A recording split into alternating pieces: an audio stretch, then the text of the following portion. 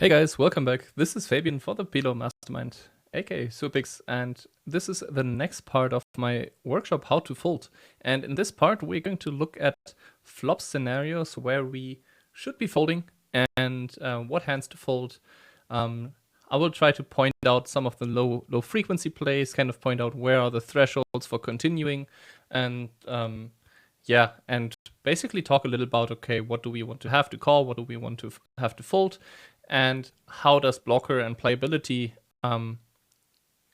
influence our decision basically here. And I will look at a couple of different scenarios. First, we will look at small blind versus button, 3-bet pot, classic scenario.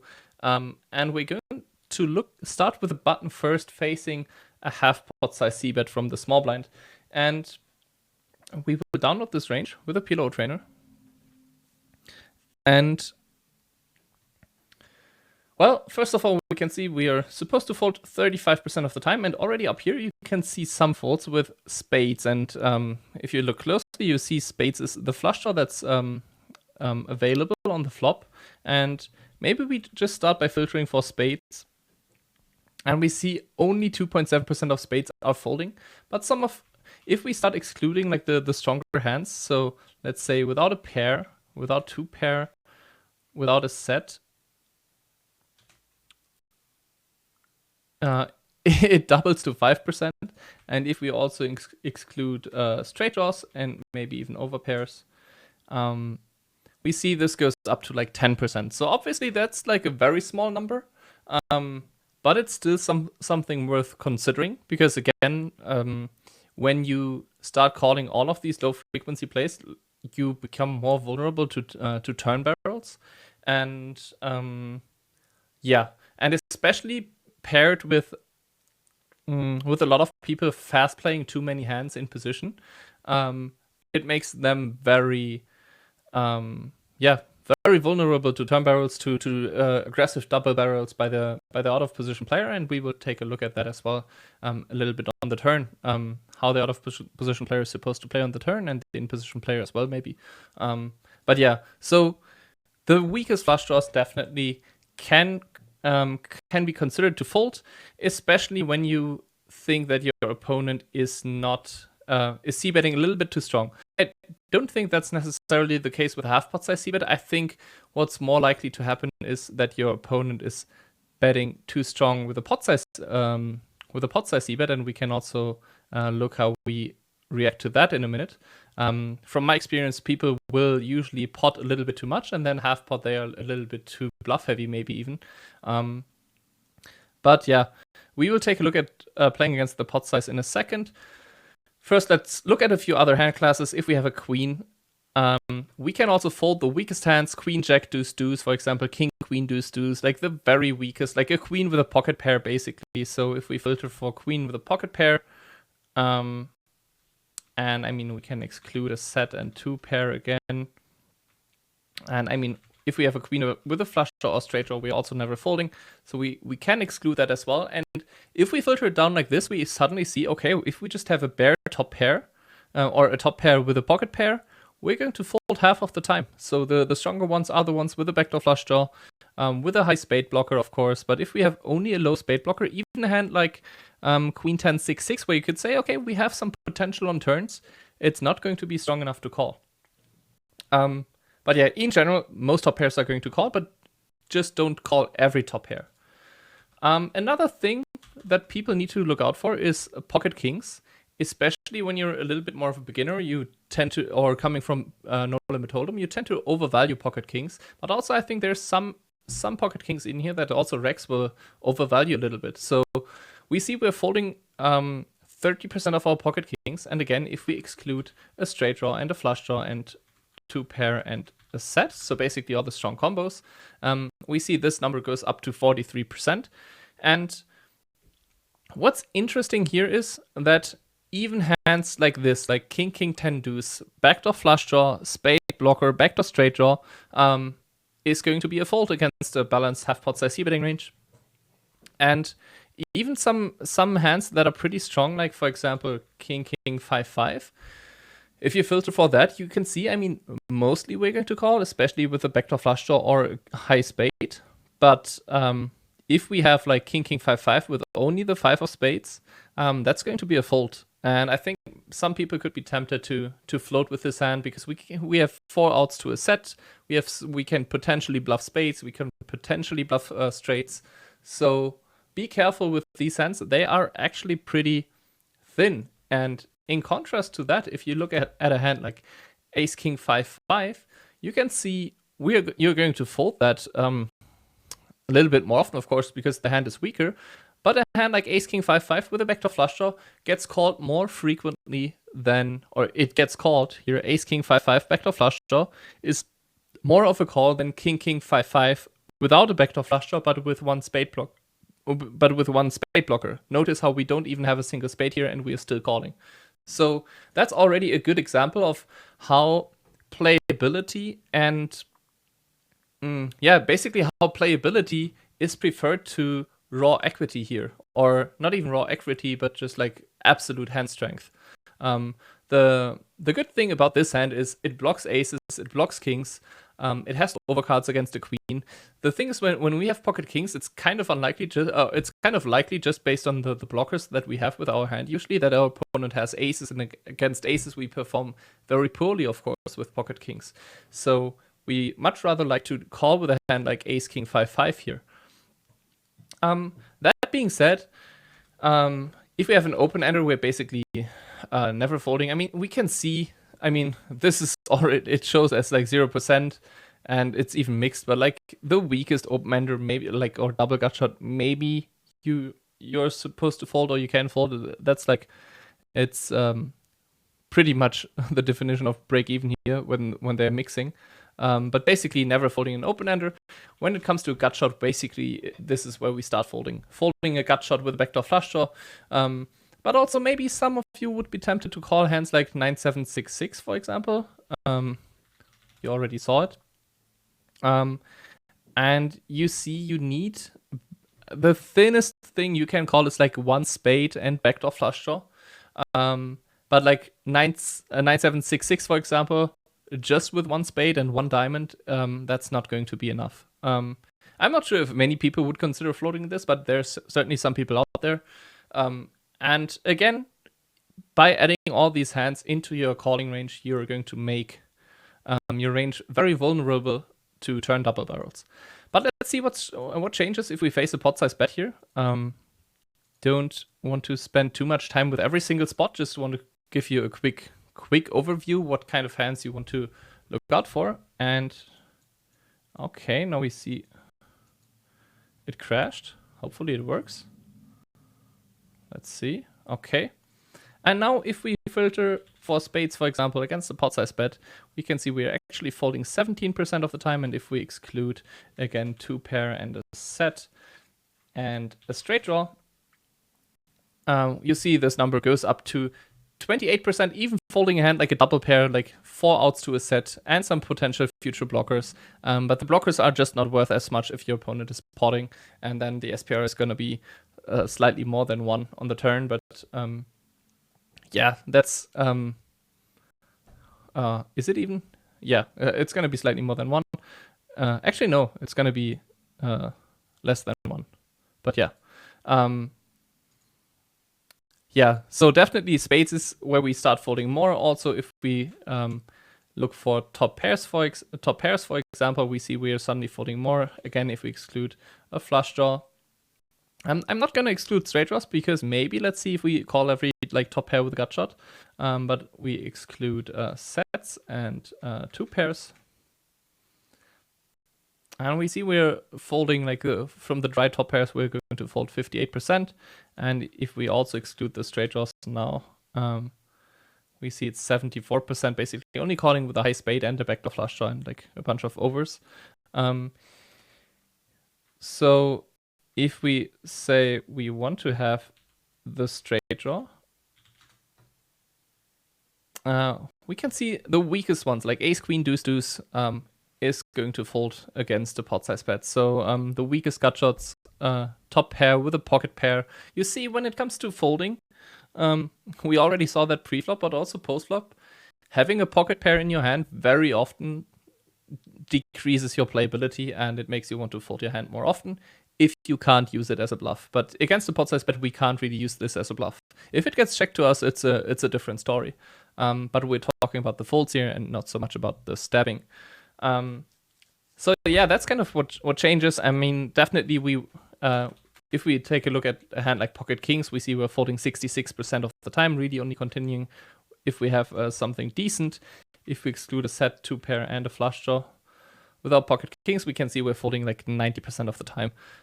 Pocket kings definitely, I mean, we perform very poorly against aces. Aces have a lot of incentive potting this flop. And so therefore we are just going to fold. That being said, talking about aces, if we switch it around and look at the out of position strategy here, what do we do after checking the flop? And I want to talk about this a little bit, because I think we will take a look at the hand, at the hands that are going to check fold. But what I want to stress here, or what I was already mentioning in earlier videos, is that very often people do a poor job of constructing their ranges. And what will happen is they will find the check folds after checking, but the problem is they are not checking enough strong hands to protect their check folding range, and they will just end up folding like 80% of the time. And maybe even some of the hands that they are supposed to be check folding, they will end up betting. For example, some aces, they will just go for pot at this SPR. But we will see this is actually not correct. So if we download this, and if we filter for aces now, we will see we're check folding 22% of aces. And the reason for that is a lot of our aces that want to stack off, they actually went for the half pot size bet or pot size bet. But the weakest aces, you can definitely check fold here. So ace 9 7. Basically, if you have no gut shot, no backdoor flush draw, I mean, we can see usually with the backdoor flush draw, we do something else, usually betting or check calling. We see a lot of check calling here going on, but some of these, like a lot of these hands with the backdoor flush draw, also will just go for bet themselves on. But we're now looking at the checking range. So check folding aces here. But if we filter for a queen, for example, we see a queen is never ever check folding, and that's again an example of how like playability and blockers is more important than raw hand strength, because obviously a pair of aces is the higher hand strength than a top pair, but top pair has just way more flexibility. It blocks some of the value parts. It can improve more easily to good hands. Like if you improve to, for example, if you have queen 10 and there's a 10 on the turn, you feel pretty good about your hand. But if you have aces and the turn is like a 3 or 4, yes, you feel okay about your hand, but you don't have that visibility. You don't really know how often you have the best hand, especially after check calling the flop. Your opponent can have a ton of boats and so on.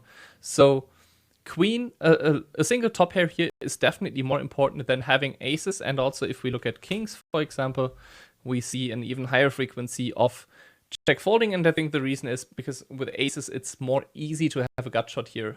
So if we have like ace deuce, ace 5, we already have a gut shot here. And with kings to have a gut shot, we need like 2 additional side cards, not 1. And with a gut shot, we are also never going to fold.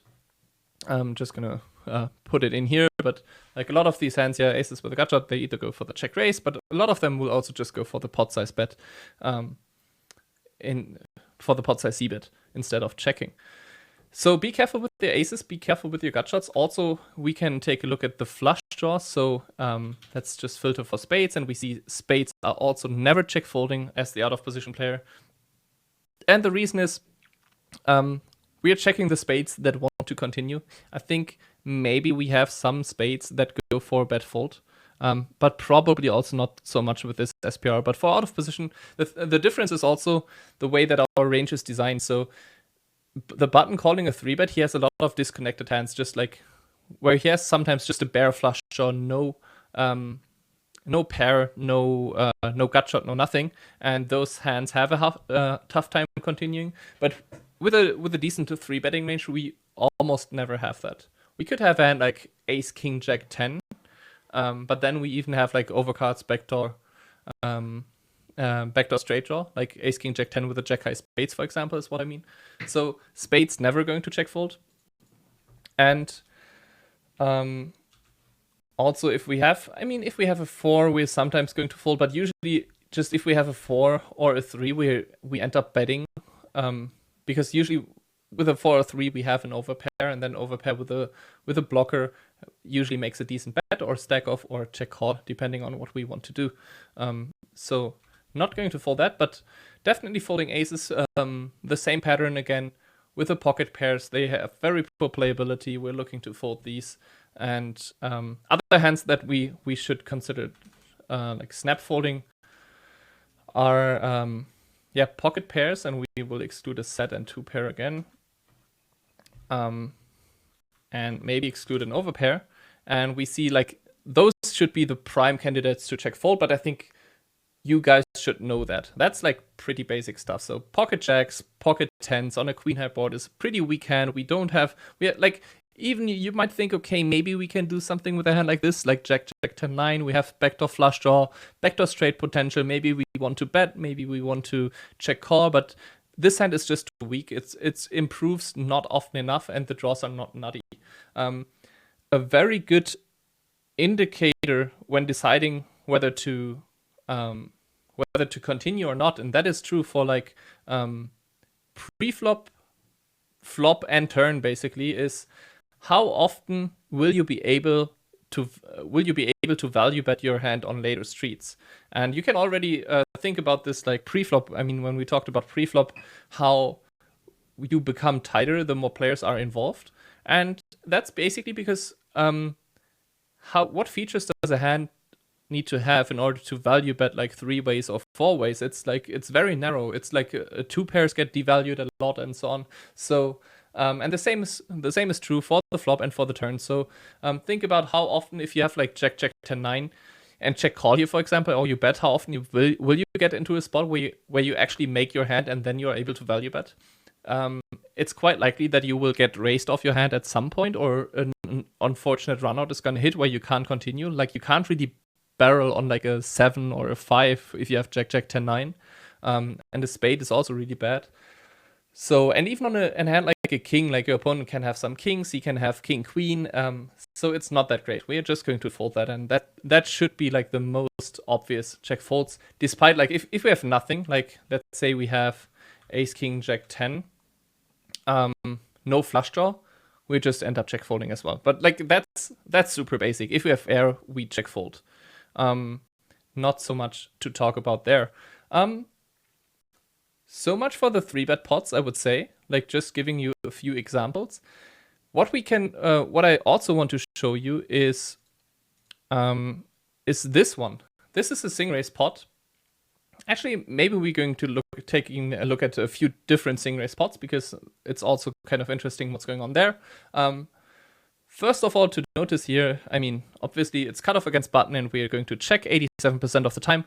I would even say, like, considering what we've talked about so far, just check your entire range. Like, opening that 13%, 12% c-betting range is totally not worth it. It will overcomplicate your strategy.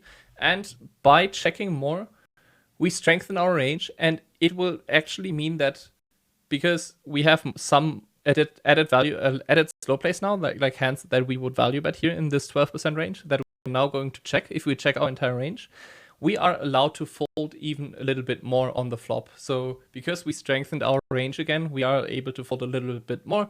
Don't need to continue with the very marginal hands. And we will take a look at what are the marginal hands here. So, and again, on this board, it's very evident like how important the blockers are, and how absolute hand strength is not that important. So for example, if we filter for aces, of course, we're going to check fold 60% of the time.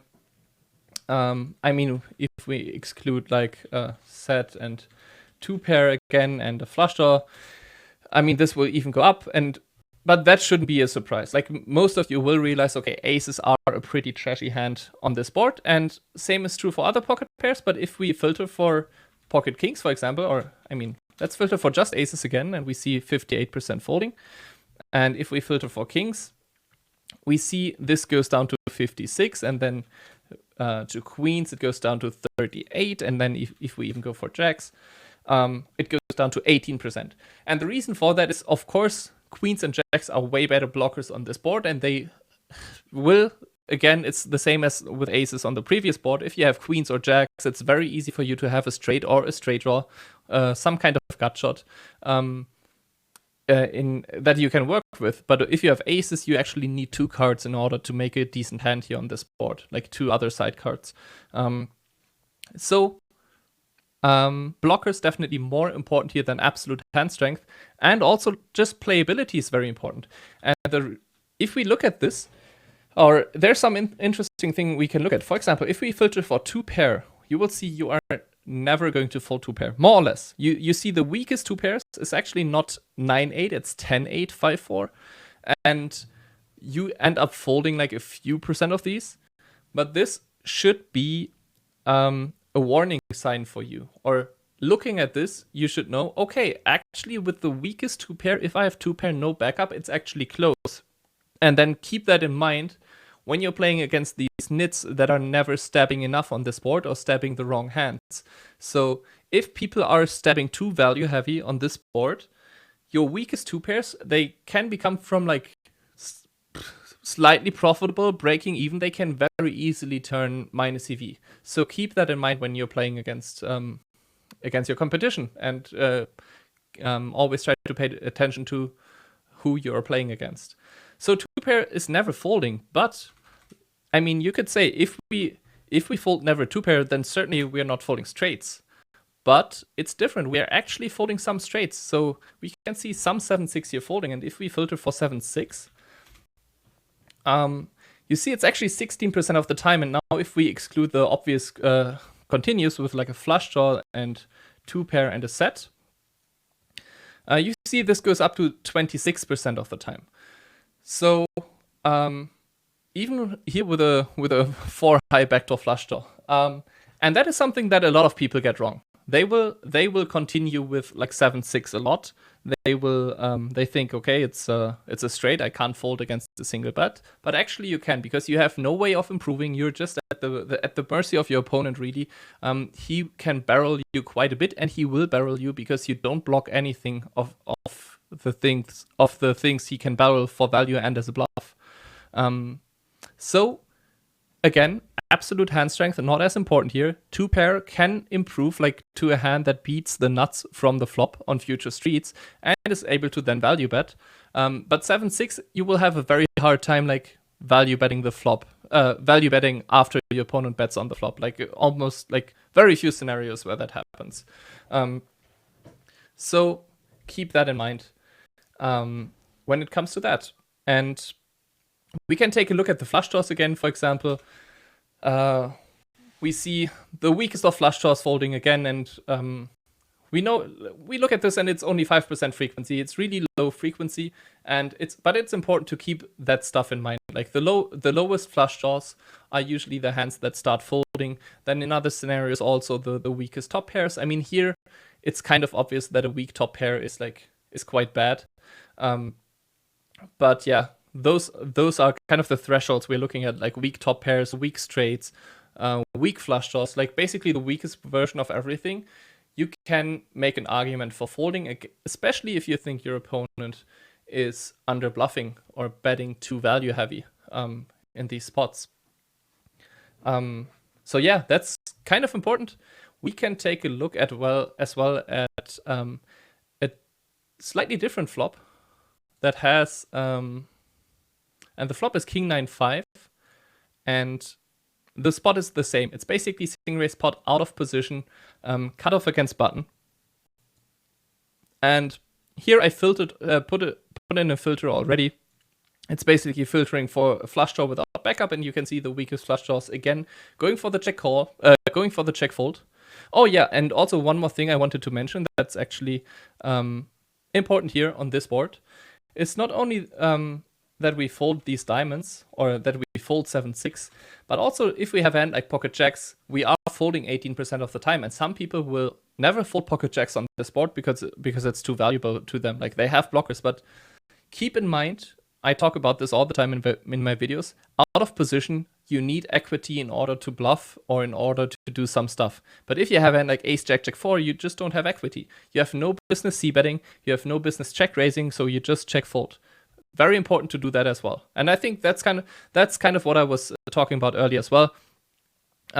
People end up check folding the wrong hands. They will maybe never check fold 7-6. They will maybe never check fold their jacks, but then they maybe check fold too many of their aces. So for example, if we look at the aces that we're supposed to call here, and we again exclude a straight, we exclude two pair, we exclude a set, and we exclude a flush draw, and we will see there's some pretty thin calls. Like there's ace ace 7-5, gut shot, backdoor flush draw, nut blocker, or ace ace king jack, just a king of diamonds, nut gut shot. Also not the most playability, or also ace ace king jack.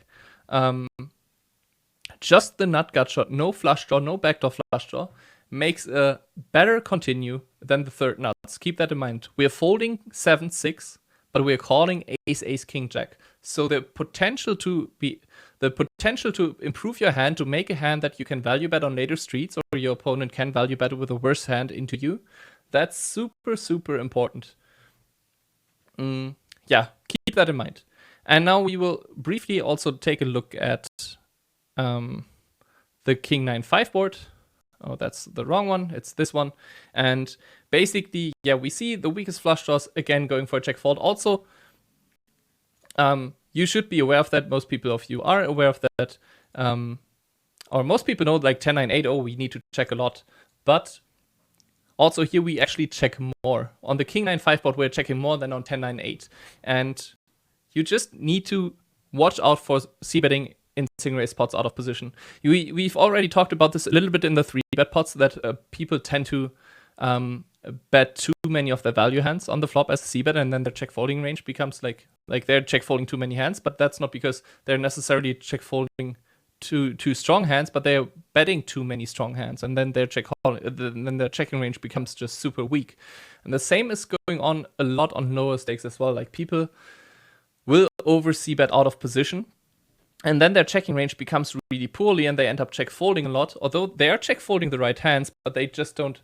But if they had a decent range, they would maybe be check folding like 40 to 50% of the time. But since they don't have those strong hands in their range, their range is structured differently, and they end up check folding like 70-80% of the time, a lot of the time. I see that a lot in like low stakes players' habits, basically. So, and that's basically how what I mentioned in the first video as well, how having solid ranges enables folding, enables aggression, enables really everything for us. So be aware how to construct your range, which hands to check and which hands to bet, and then you have a way easier time just folding your weaker hands on the flop. Now, if we download this, we will see the same pattern again, basically, that we talked about. We already talked about the low flush, the flush draws, where we fold like 0.9% of the time. But if we filter it down to just like a bare flush draw without backup, which is tough to have on this board, that's why the frequency is so low, you will see those will fold with a higher frequency. But also, if we take a look at a hand like top pair, we are only folding 3% of the time. But some hands like king, jack, jack, king, queen, queen, you might say, okay, we have a king and a pocket pair and a spade. Why don't we go ahead and check raise? It's simply too little equity, and the blockers are not good enough for that.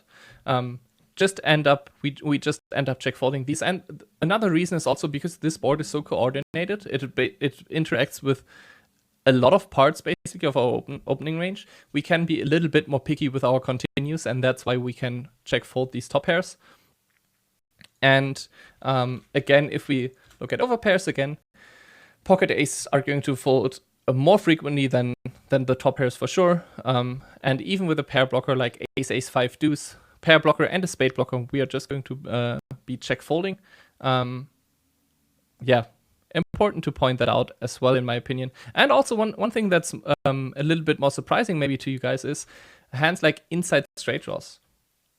Inside straight draws are really on are really overrated in my opinion on flush draw boards. Like some people would never consider check folding a hand like Queen Jack 10, but if you look at this, actually Queen Jack 10 makes a decent hand to check fold. I mean, we see like it's only check folding 2% of the time, but if we again exclude like a flush draw, a backdoor flush draw, this number will go up a little bit, and the reason is now, okay, we very often have like a pair with our hand. So if we exclude, for example, a king and a 9 as well, this number will go up even more. Again, we're talking about low frequencies here, but if you just have like the issue is not just about like calling a single hand here once in a while a little bit too often. That's not a problem, but if you call every Queen Jack 10, if you call every weak flush draw, if you call every weak top pair, and maybe even call all the over pairs, because you might think, oh, I have aces and it's probably still the best hand, then you just end up calling too much and you make your range too weak. So keep that in mind. I hope, I'm already 30 minutes into the video here. I hope this video helped you and I could give you some ideas. The idea here of this video was not to break down the spot in like super detail, because we're talking about folding, and I expect you guys also to be a little bit familiar with like the flop tendencies and strategies. And I rather wanted to give you like a brief overview of a few different spots, a few different boards, like 1 3-bet pot, 2 sing-raise pots, and now it's up to you to get into the mix, get into PLO Trainer, get into Monk Solver, and figure out the exact ranges. If you have any questions, of course, let me know in the comments, and I will see you in the next part when we talk about turns and rivers. And I think one last sentence maybe about this. I think the pre-flop stuff was more basic. The flop stuff also a little bit more basic. If you've studied a lot of flop sims, there's like, this stuff is not new for you. But I think that on the turn and river, it gets even more complicated, and we will see how more important like blockers are, and like absolute hand strength also not super important. You could, some people could think, okay, on the river, it's like you either have it or you don't, so only absolute hand strength matters. But we will see that's actually not the case. But yeah, we will talk about that when we get to the river. So thanks for watching, guys, and I will see you in the next video. This was Fabian, aka Suepix, for the PLO Mastermind. Bye bye.